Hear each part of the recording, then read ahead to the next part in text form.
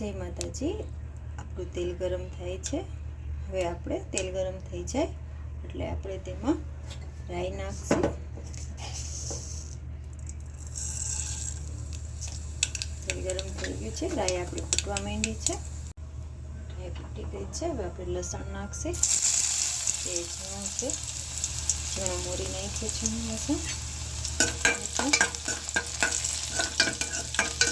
લસણ લાલ થઈ જાય એટલે આપણે ડુંગળી નાખવાની છે।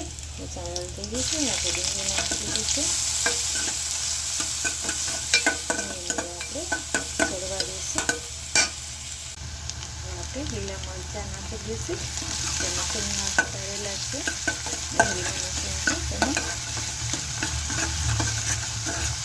લીલા મરચાંને ચડવા દઈશું। હવે આપણે હળદર નાખી દઈશું। મિક્સ કરી નાખશે। હળદર નાખી દીધી છે। હવે આપણે ટમેટા નાખી દઈશું।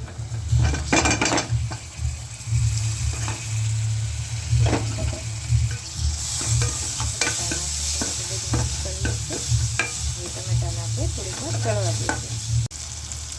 ખાંડેલી ધાણા જેવી થોડીક નાખશે, 1 ચમચી એક આપણે તેને પણ મિક્સ કરી લઈશું।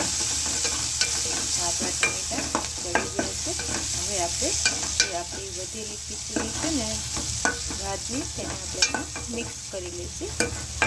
થોડુંક પહેલાં આપણે મરચું નાખી દઈએ, થોડુંક લીલા મરચાં નાખ્યા છે એટલે આ તો ખાલી થોડીક જ ભૂકી નાખવાની છે, ખાલી કલર પૂરતી, બહુ તીખી નથી એટલા માટે અડધી ચમચી નાખી છે।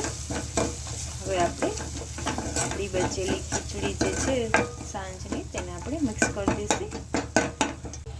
આપણી બચેલી ખીચડી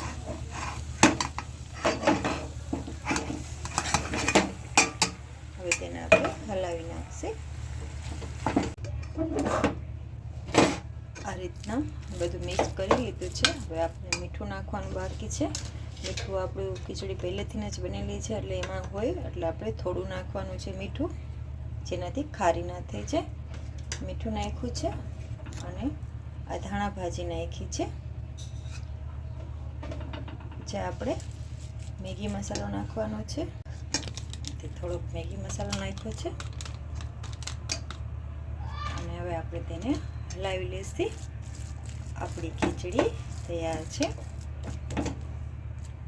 મારી ચેનલને લાઈક અને સબસ્ક્રાઈબ કરી દેજો। હવે આપણે ખીચડીને ડીશમાં નાખશે। કેટલો સરસ કલર આવ્યો છે ખીચડીનો।